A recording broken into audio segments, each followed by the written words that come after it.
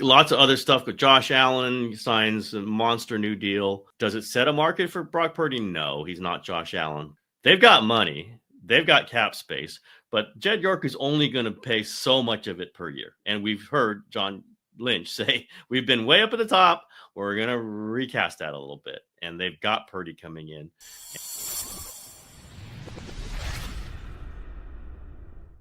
Hey everybody, Tim Kawakami here, 49ers Plus Minus on a Sunday night, kind of a free agency liftoff show. It starts tomorrow. Teams can start talking. Well, theoretically they can start talking. I'm sure they're talking already to many free agents.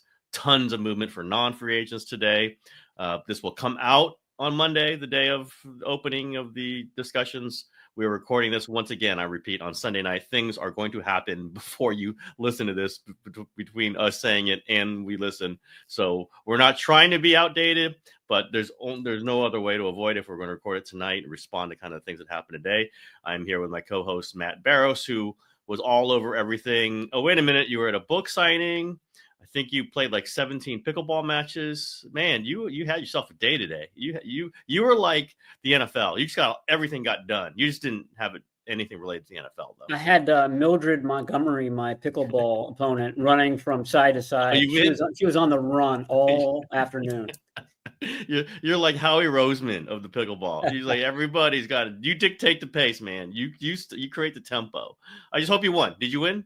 I did win. Yes. Thank you. Thank you for asking. Yeah. Wow. Barrows, yeah. You have that championship glow about you. You have dominated today. Winner's look, the look in your eyes of a winner. Lots of stuff going on today. Well, I guess so. We'll start. I hate starting with myself, but you were the newsmaker all day. You were the aggregator's delight. I know it's not great. I don't love that. But I have heard that, Joey Bosa makes so much sense for the 49ers. They have had conversations. The two sides do feel like there could be a deal, but there's not a deal. I did say that early, and I think most people understood that. Like, there could be another bidder. You never know. Diana Rossini, your colleague, my friend and yours, reported that Miami is going to come in strong. That makes a lot of sense from, obviously the local team for them. It's where I believe Joey and Nick both live in that area. And I think is a big point, grass field. I do not think Bosa's are going to play on artificial surface if they can all help it.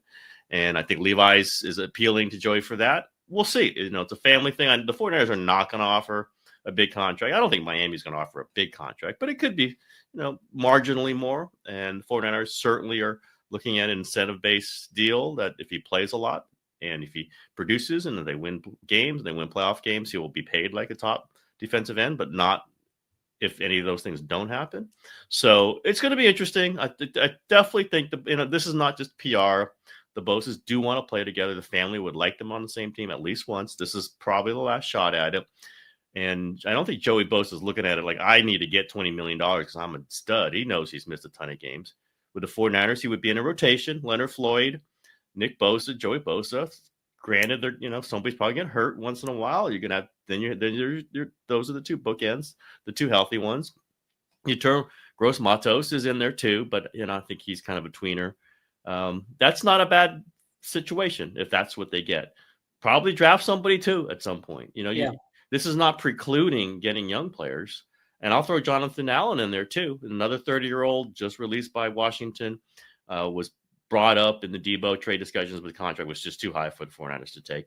I've heard they're interested in him too, and they could do both. But again, they could do both and draft guys because you would still need young, controllable players on the defensive line. But they released Malik Collins. You listed, I don't even know, Evan Anderson's their best player on the defensive tackle right now. I'm not even sure. Well, it would be if they had to start a game tomorrow. Your starters at defensive tackle would be Jordan Elliott and probably Evan Anderson. No, maybe I was talking up Evan Anderson too much during the season. they're with you. What I was saying. They're with you. But yeah, John Lynch's theme at the combine was we need to get younger, and Joey Bosa doesn't do that, and Jonathan Allen doesn't do that, that's. Yeah, as you just noted, it doesn't preclude them from drafting somebody. And that's where the strength of the draft is. So I think that's a good course to go on if that's what it is.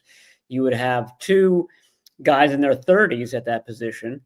Joey Bosa and Leonard Floyd at the end. Okay, Leonard Floyd, and then you would have a guy in his mid-20s and Nick Bosa, and a guy in his early 20s, if you go that route. So that's absolutely plausible.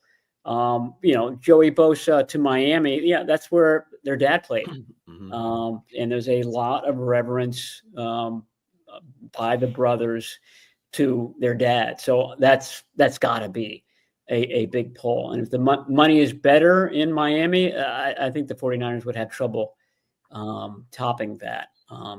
It might come down to, where does Joey Bosa think that he's got the best chance of winning a championship? You would think that the 49ers would be on top there. But 6-11 last season, it wasn't a great season. Yeah, and no state income tax in Florida, so that's part of it too, I'm sure. And I think the Bosas like Florida a lot, so we'll see. I still think the inclination is to think 49ers, just for, again, I don't like overselling the family stuff because sometimes it does get sold, but I think this one at this time, with this stage of Joey's career, this is going to be the last shot at it, and we'll see what kind of money the 49ers can come up with.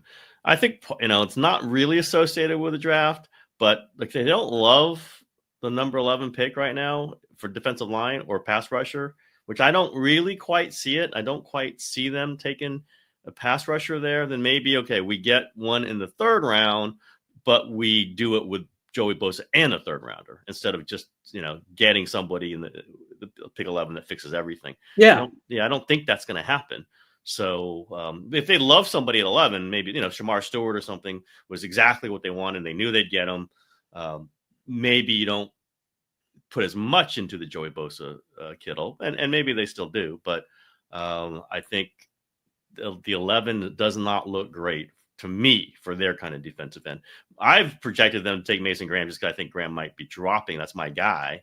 But we'll see on all that. That's a whole other discussion. But we'll see what Miami does. We'll see just how far the 49ers will go, and maybe it's a bidding war, and maybe they got to go higher than they want to. We've been talking about finances with them all offseason, before offseason. We'll see where they can go. I don't think Miami's going to pay him $15 million. I don't think that's going to happen. But you just got to figure, maybe it's a 2-year deal. You throw some of the guarantees in next year, or some of the incentives kick in. They lift next year's salary too. There's a lot of ways you can try to do this one. But again, I do think Jonathan Allen's part. Maybe they get Jonathan Allen and not Bosa. I don't know. But I think they're definitely in their minds to get both of them, and which does not preclude at all getting younger defensive linemen. It's just they're light across the defensive line, just in numbers. Forget about the in-and-out. I mean, they could add 3, 4 more, 5 more defensive linemen. I don't think really without blinking. So, but they could cut your gross models. Like, they could do that. Not a lot of dead cap money there. It takes off like $8.5 million. Like, then you start seeing, if you see that happening, then I think you would need a Bosa to just replace that veteran presence. So we'll see. But the Malik Collins thing is interesting because he was a serviceable player before for him. Like, he was their best defensive tackle last year. So they just need snaps at this point, right? So just like somebody who can eat snaps, play decently. I don't know that he's great, but like they just need somebody to play and be healthy and be pretty good. And they don't have anybody like that on the roster right now at DT, right? There's nobody like you. Okay, this is a guy we know what we're going to get out of at DT. Yeah, the days of Eric Armstead and DeForest Buckner are long gone. Yeah. I mean, they had the best defensive tackle combination in the league, arguably, in 2019. Now they're at the bottom. I mean, clearly. I mean, and they must have a plan to prepare to let go of Malik Collins at this point. And that didn't happen on Sunday. We should probably underline that. A lot of times teams signal that they're going to part ways with the player, and it's to drum up trade interest, and that could be happening. They would, probably do it by Wednesday. I don't see the reason to, if you're another team, to trade for him. I think it's hard to be a free agent at defensive tackle this year because the draft is so deep. So probably a lot of teams are banking on getting a defensive tackle or two in the upcoming draft and aren't willing to shell out a lot of dough for these defensive tackles. We already know that Javon Hargrave is going to be cut. He's going to be a free agent on Wednesday. He could command, I don't know, 10 million or so a year. I think of the 49ers free agents, the ones that are going to surprise people are going to be Aaron Banks and Jalen Moore. I think they're going to get paid. They're going to get paid well. Aaron Banks could be one of the top guys at guard, and it just kind of speaks to the draft. I mean, you and I have been talking about this for months now. There just aren't any slam dunks at offensive tackle. The guard position isn't very deep in this draft either. So you get a Jalen Moore. He started, 12 games or so over the course of his career with San Francisco. They've been good starts, and he's young. He doesn't have a lot of wear and tear on his body. He's played left tackle. Is he perfect? No, but he's a proven commodity in ways that a lot of these guys in the draft are not. And I think that means he's also going to get, 10 million plus easy, just because of the position he plays, and because Ronnie Stanley was taken off the market. He would have been the top tackle. The Ravens, didn't let that happen. So teams hold on to their guys. There have been reports, I forget who reported this, that the 49ers will make an effort to re-sign Jalen Moore. But boy, if it's what we think it's going to be, it's hard for me to see that happening. That might have been me, Barrows, by the way. You forgot about my reporting. There were so many today. Yeah. Sunday. They're going to. I've heard that they understand he's going to get some offers that are going to be starting level. Doesn't mean 15 million, but it's going to be 7, 8, 9, 10, and they don't necessarily think he's going to start the season, but he might. And so they're at this point willing, and in their minds at least, we'll see how it goes with all these other things going on. But in their minds, they're willing to be competitive with a starting level salary for Jalen Moore. Now, whatever, it could be what's McKivitz is like 6. It could be like 6, and he might get 10, and you lose him. But if he gets offered 8, I think they'd become close to 8, and then maybe start thinking him as the starting right tackle. But even more, as we know, as we keep saying, he could be the heir apparent at left tackle. And I think in their minds, they're thinking Trent might get hurt again because he got hurt last year and he got hurt the year before. And there's some value in that. Like you might end up playing 14 games, even if you come in as a backup. Yeah. So either at right or left. And you would be signed for the future too. You'd be signed for the future. You are a tackle. Like there's no dispute about that. He is a tackle for them. So does that mean you overpay him? A $10 million backup is kind of ridiculous. I think at that point they just start him at right tackle, and they might cut McKivitz, move McKivitz into to guard, whatever, or maybe McKivitz and Barch compete at left guard, something like that. But I just was told that competitive. It's not like they're going to offer him $3 million. They're not doing that. Like they will go into a start again, whatever starter is, because starter is a wide range of salaries. But they do value Jalen Moore, and he's 27. Like he's not 32. He's a guy that you can, with no wear and tear. Exactly. You could say this guy could play for 5 years and have very little worry about offering him a contract that might make him, at least pay him for 3 years and feel like he's going to be in his prime all 3 of those years. So again, it's a lot of dollars back and forth, but I think so much analysis, and I've been doing it on cutting costs. What does that mean? Not paying the Debo option, and maybe they want to get out of the Ayuk deal, and that would be getting out of cash, but it would be a big cap hit. But maybe some of this is Purdy, yes, but also some of this is maybe to keep Jalen Moore, to make sure they're bidding for Dre Greenlaw. That one, I keep saying I'm not sure about, because however much we all know he's important, and we all know that first half against the Rams was fantastic. It was one half, and he couldn't get through the game, and then he played the next game and he couldn't get through 4 snaps. Someone's going to pay $10 million a year for that, Barrows. I mean, I guess I understand it because he could be so good, but I think you kind of in the back of your mind, you're thinking he might play 12 games, maybe. Yeah. And is that what you're going to pay $10 million? Maybe you're buying him for the long term. I get it. I think Dre deserves a lot, but it's a tough thing for me to say someone's going to go up to 3 years, $35 million or whatever we're talking about. I don't know how high the 49ers will go. Well, where do you think the 49ers could go with that one? I mean, I think they would like to sign him on a 1-year deal.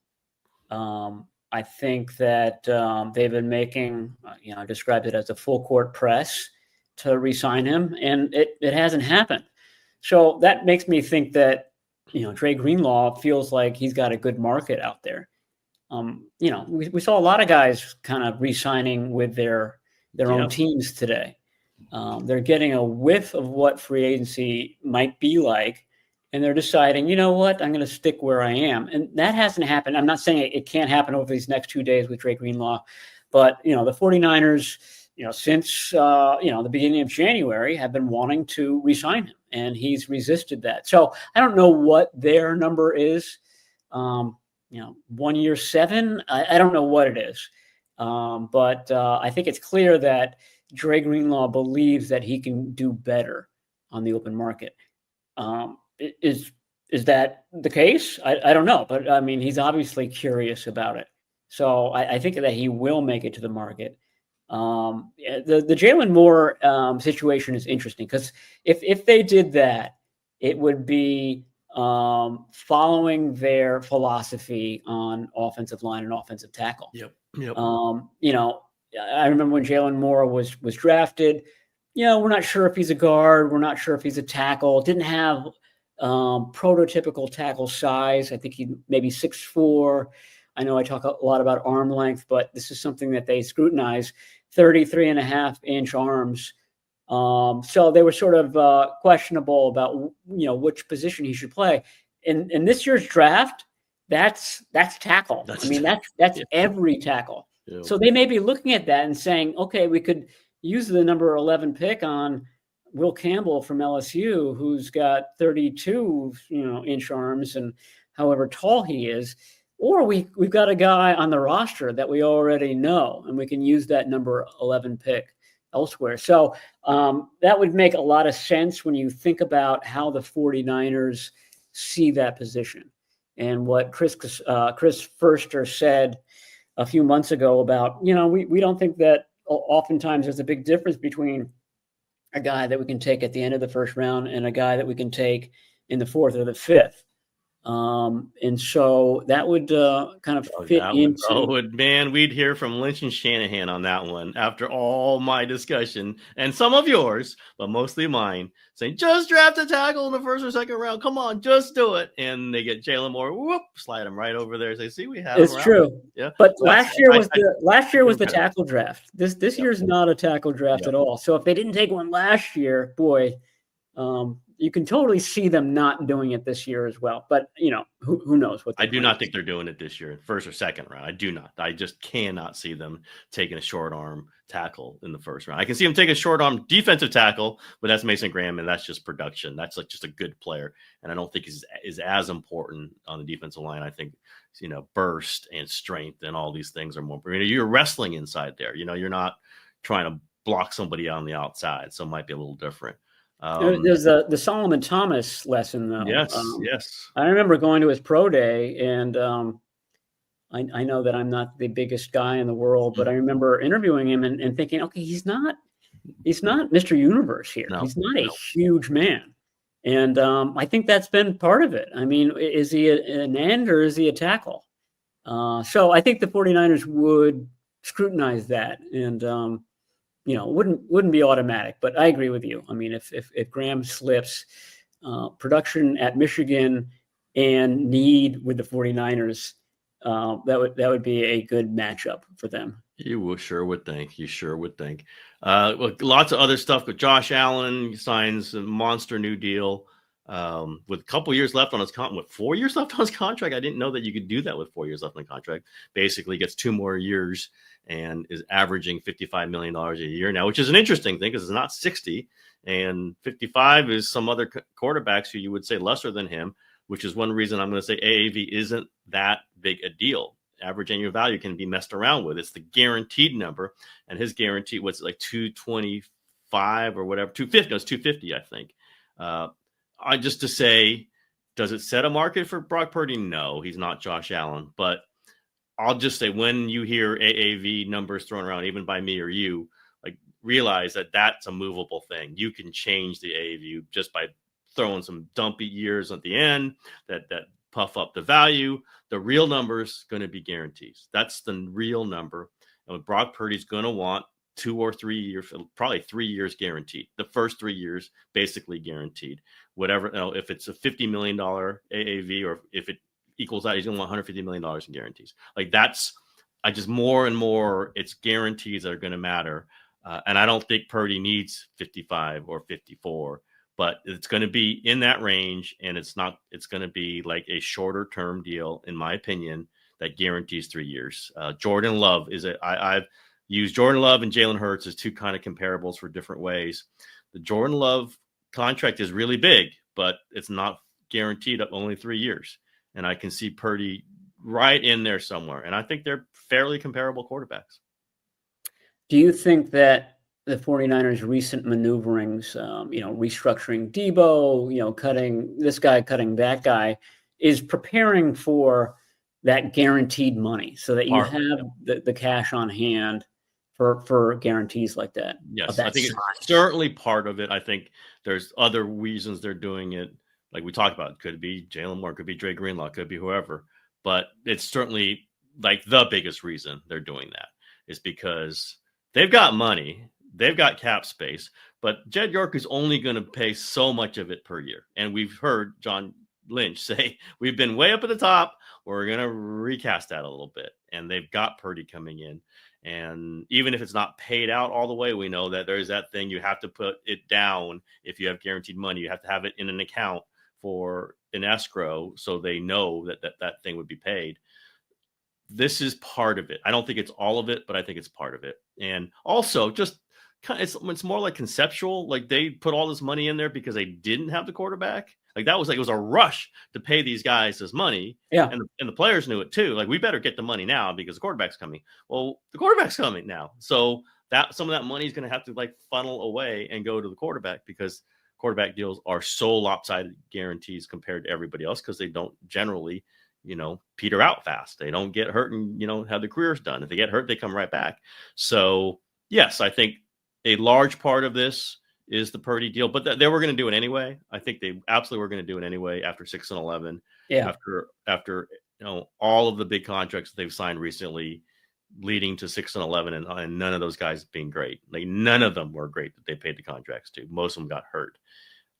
There was going to be a reset of that, but Purdy is like the practical reason because there's going to be $150 million. It's going to be right around 150 or more.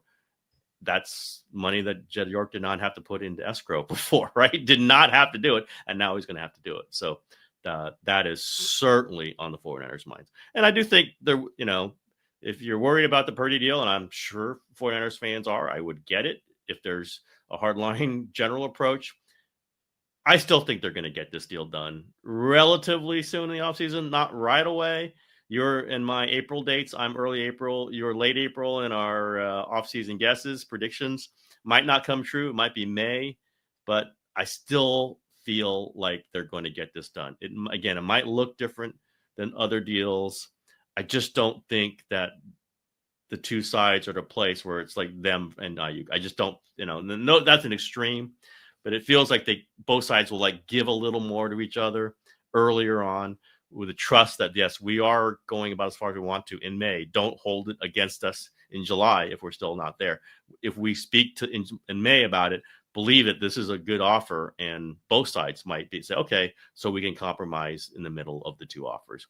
We'll see. I still hear good vibes about this. I have not heard any complaints either side.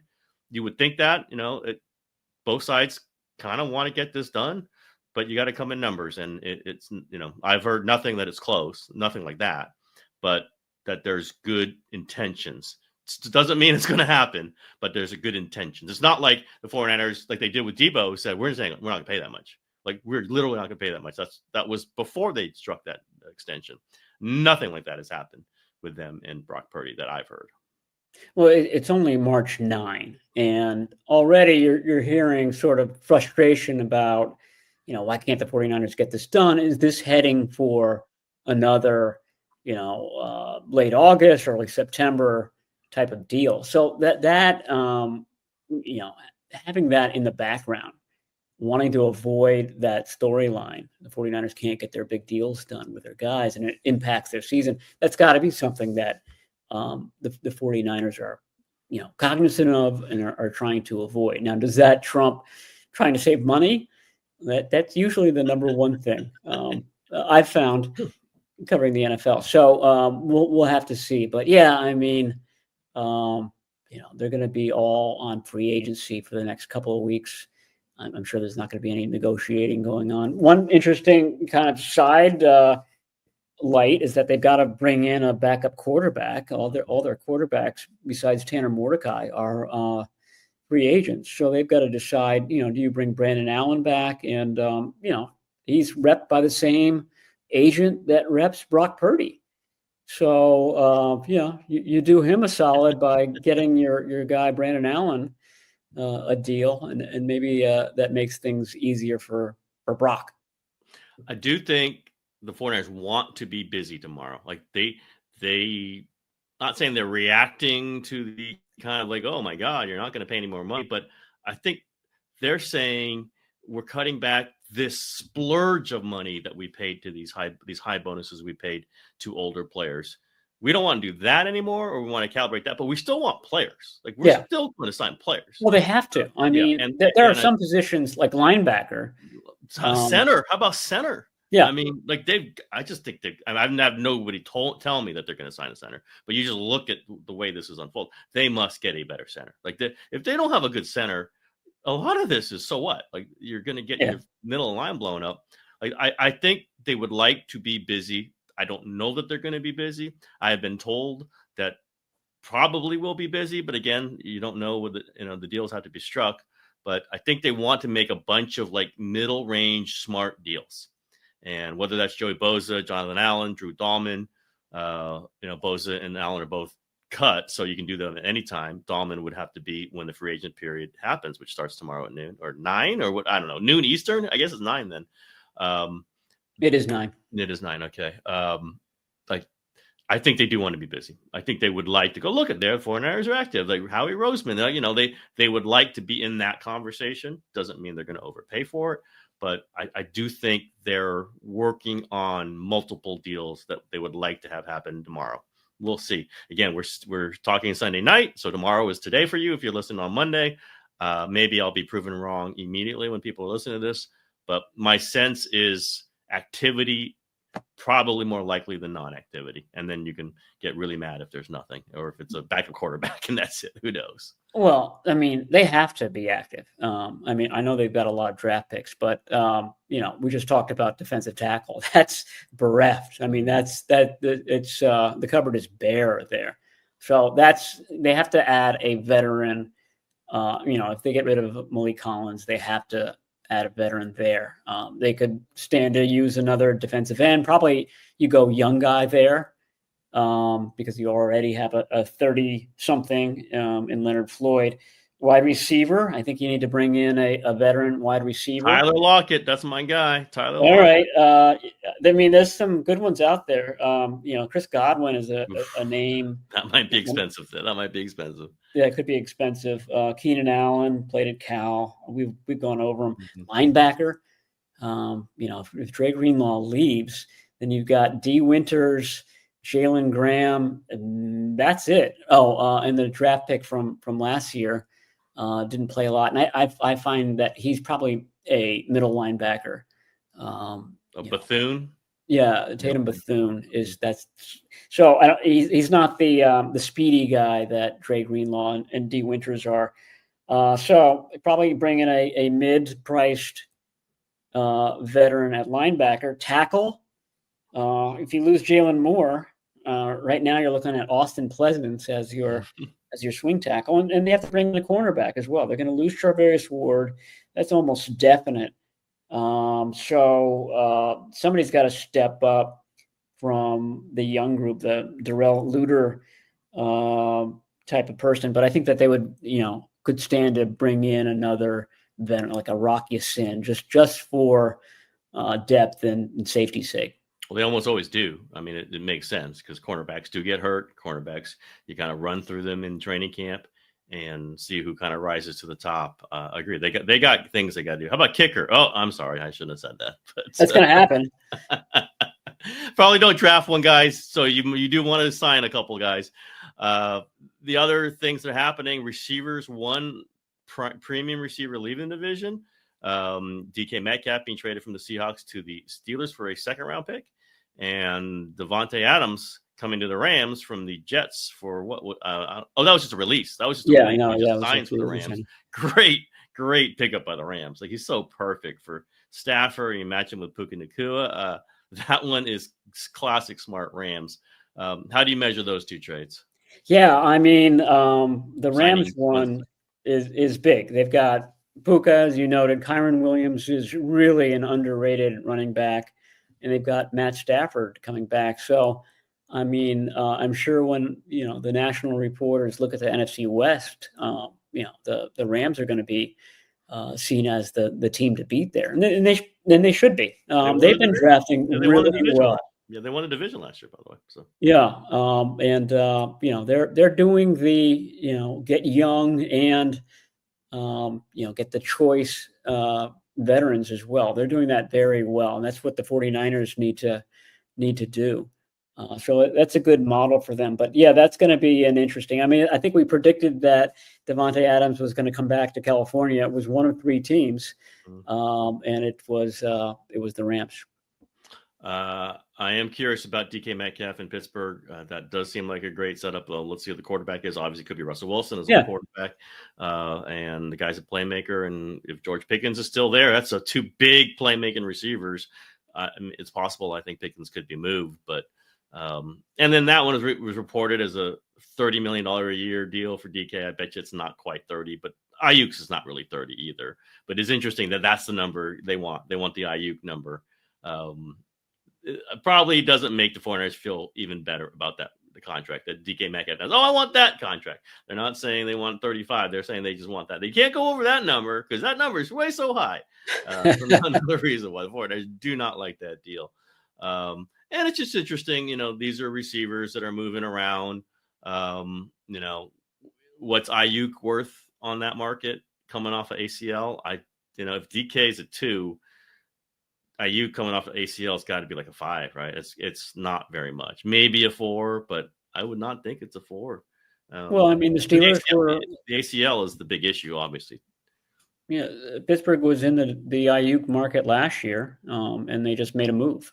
So, I mean, that probably tells you something about Ayuk that's not probably going to happen this year.